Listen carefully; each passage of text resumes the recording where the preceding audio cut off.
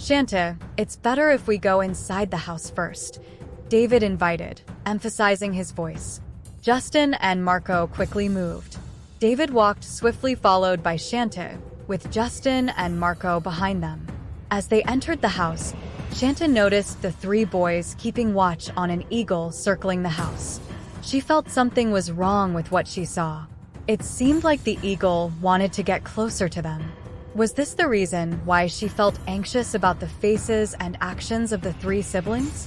Their behavior was peculiar. Just as they were about to enter the house, they heard the loud noise of the eagle. In her surprise, Chanty almost stumbled, but Justin quickly caught her arm and waist.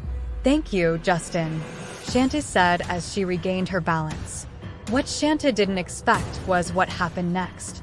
A fire, accompanied by strong wind from above, hit their garden with such force that they all fell in front of the door.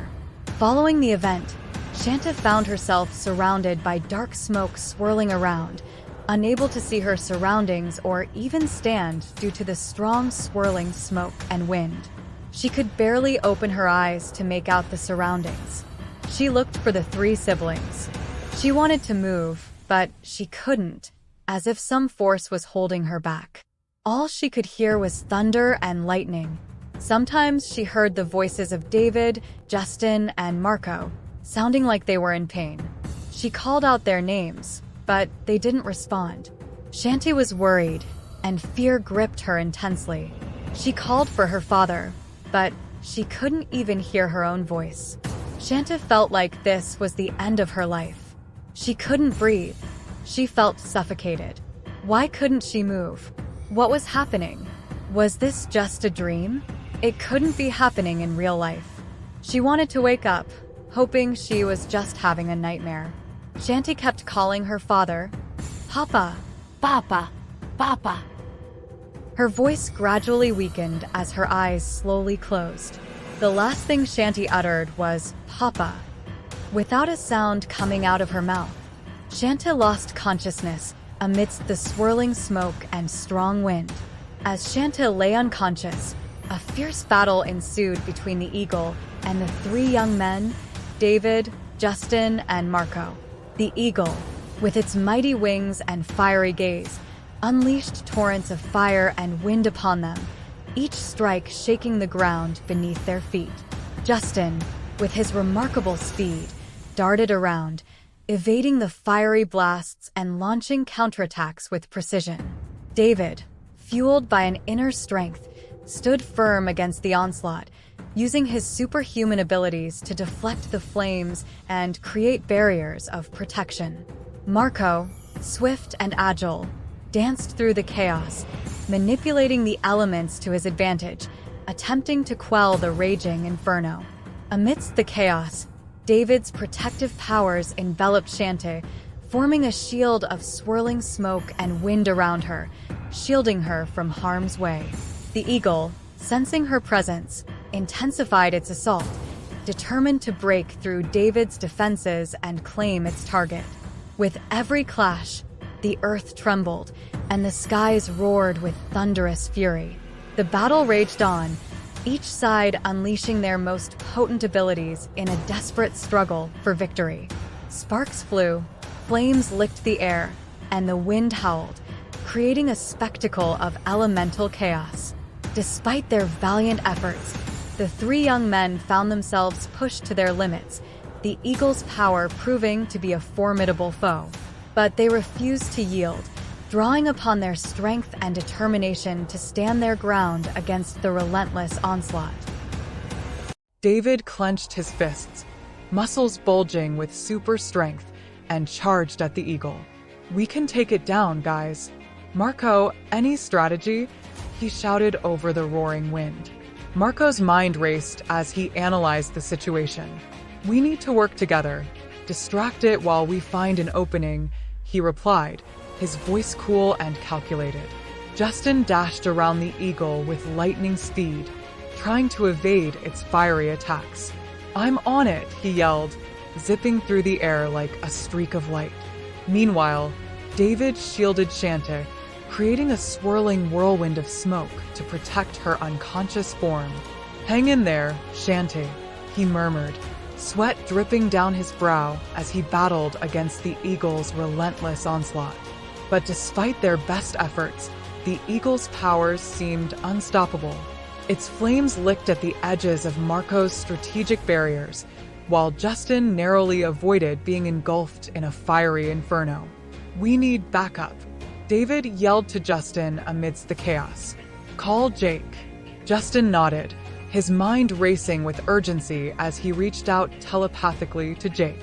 "Jake, we need you." He projected his thoughts, hoping Jake would hear. Justin waited for Jake to arrive. Every second felt like forever. "Jake, we need you, man," Justin shouted. He knew Jake could hear him, even if he just mentioned his name in his mind, but sometimes Jake ignored his calls. He knew his friend's behavior. Sometimes it felt like he needed to shake him before he listened. But this time was different. Justin's voice showed urgency in calling out to Jake. As he was busy fending off each attack from the eagle, sweat and blood mixed on Justin's face, tasting every drop on his lips. "Jake, what's taking you so long? I'm begging you.